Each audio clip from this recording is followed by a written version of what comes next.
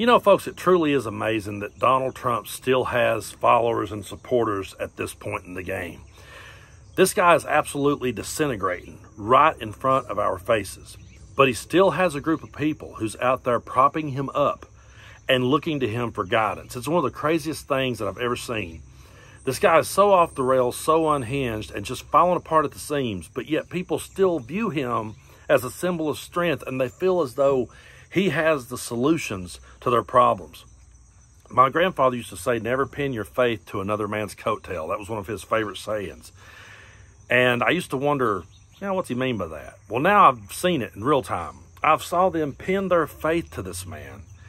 And as he's going down, they're still singing his praises. They still think he has the best ideas and solutions. And the clips we're going to look at today, this guy is just completely fallen apart. Here he is talking about how that the media says, and he's paying attention to what the media says. Every word about him that gets spoken, he pays attention to that. And so he's upset that the media is pointing out how that he fell right into Kamala's trap, and here he is talking about it. Mention that, they go, oh, he's fallen into a trap because he's, you ever see that? Whenever I criticize, they say, all the stupid people, the anchors back there, no, they say, he fell into a trap, her trap. She can't set a mental trap. There is no, but if she says something wrong, like in the debate, she said something wrong, I question it. She said another thing wrong, I made her look bad. She said another thing. They don't want me to ever question. They said, oh, he fell into a trap. He questioned the fact.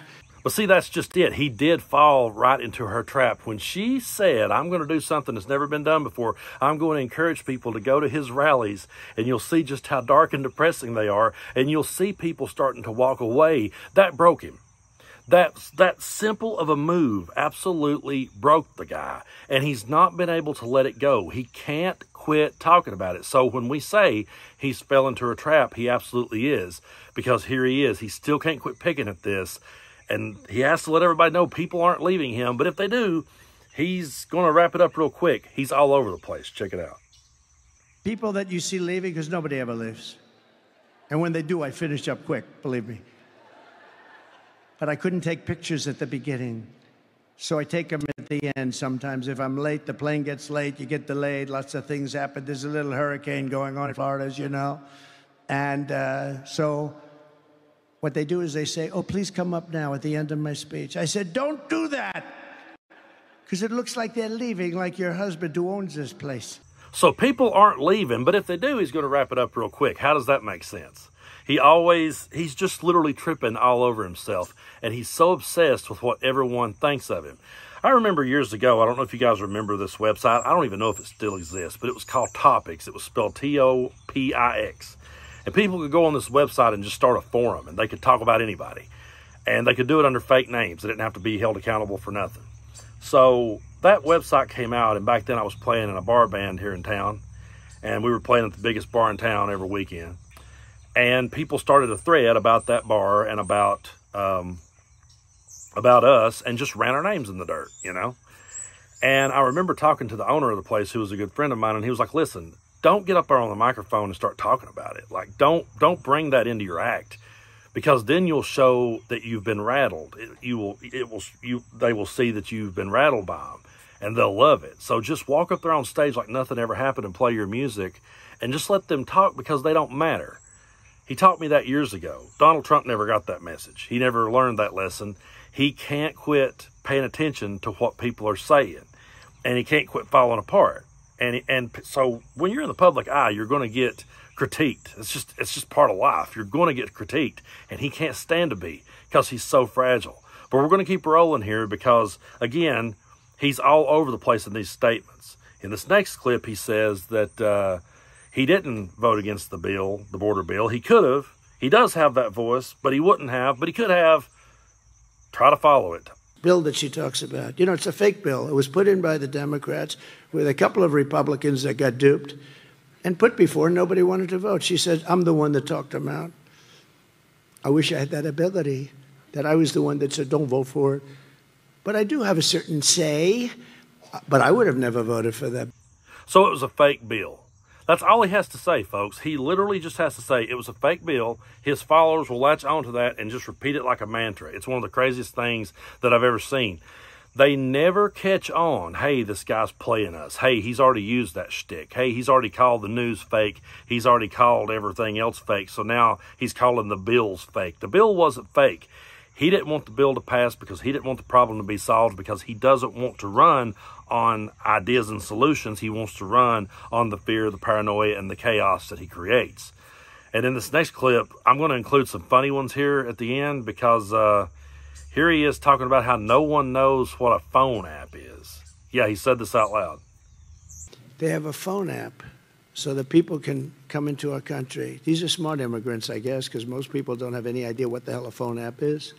But they do. These are very intelligent immigrants. And if you'll notice in these clips, the crowd is laughing. And it sometimes makes you wonder, are they laughing at him?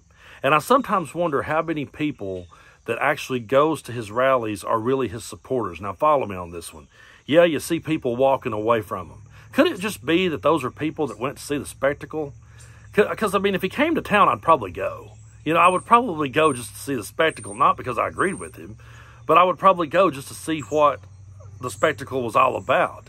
So how many people goes there to see what the spectacle is about, and how many of those laughs are people that are laughing at the left, or how many is it people laughing at him and just how ridiculous that he is?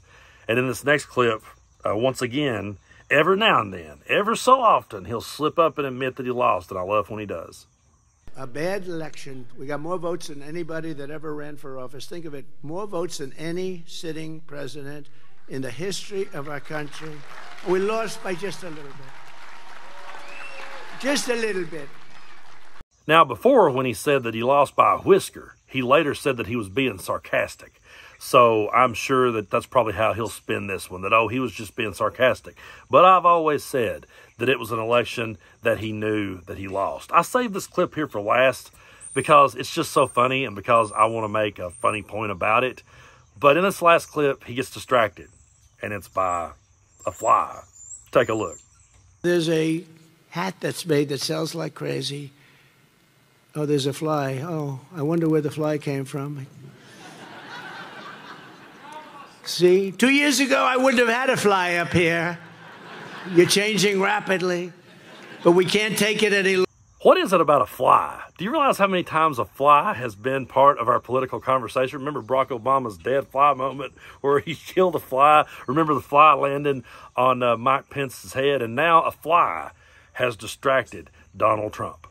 And what's so funny to me about that is there was a time when people really said, hey, you got to have the temperament to be president. There was a time that right there could have killed someone's political career. Because they would say, well, now, wait a minute. If he can be distracted by a fly, what's he going to do when he has to stand on the world stage?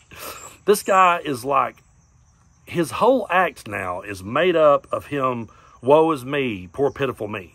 The guy has no solutions. The guy has no ideas. He's not a leader. He never was.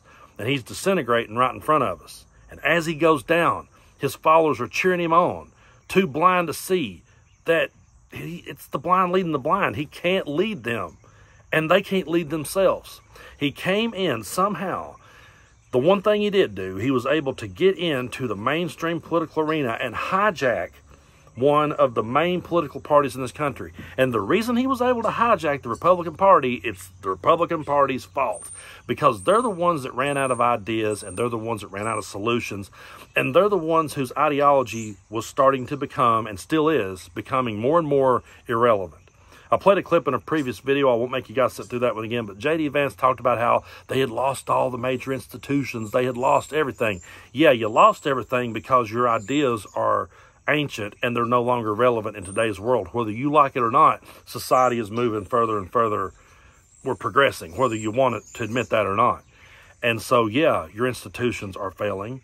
And yeah, you've already destroyed the church. You may have had that in your back pocket, and you may still do, but you've destroyed all of its credibility, because everyone that was ever sitting back looking at it, questioning it, now looks at it and goes, you know what? They accepted Donald Trump, so they're everything we ever thought they were. To me, when the church embraced Trump, they lost all credibility. I don't think they'll ever come back from that one. Not in my mind. You can't come back from that one. So they've lost everything. Their ideas are completely irrelevant, and they're watching him disintegrate. And as he goes down for the count, they're going to be cheering him on. And where they're going to go once it's all over is just anybody's guess as to if they would ever latch on to anyone else, or is he just going to be like Elvis and they'll think he's still alive and they saw him at a Burger King years from now. I mean, that's the kind of people we're dealing with. There are people that are still looking for David Koresh to return. And there's people that still thinks Jim Jones may be around. So I just picture it's just going to be a Trump lives for the rest of our lives. Our grandchildren will hear conspiracy theories that, you know, he was saw somewhere at a Taco Bell, or in his case, a McDonald's, eating some hamburgers. But, yeah, I mean, this is where we're at. We're sitting here watching this guy disintegrate, make a complete fool of himself, just become a parody of himself. I don't even like saying he's in his Fat Elvis phase, because I think that's an insult to Elvis. I think Elvis, even in his Fat Elvis phase, even with the sweat pouring off of him and just sitting there barely propped up at the piano, he still had more talent in his pinky than Trump ever did in his life. So I don't really like to call him Fat Elvis, but that's definitely, he's kind of went past that. He's over here like, just like the guy that used to play out at all the stadiums, you know, now he's playing at a tractor pull in, you know, Bucksnort, Tennessee or some shit. That's what we're watching. And it's so sad to me that people still views him as relevant and still thinks that he's got an idea that will make their life better. It's truly sad. But, folks, I want to thank you guys so much for hitting that subscribe button. If you haven't already, be sure to do so. That way you're notified when I make content.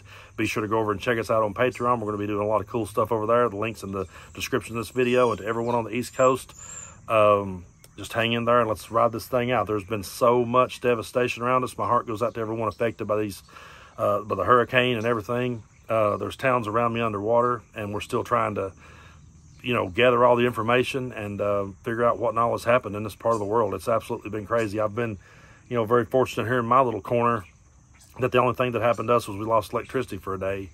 Had a tree get knocked down, but other than that, we're still above water anyway. There's a whole lot of people who aren't, so just go out there and regardless, help your neighbor and help them get through it, because you know, we can always set aside our differences and come together for the better of our communities, and that's what we definitely need to do. So we'll get through this, we'll make it, and we will come back strong.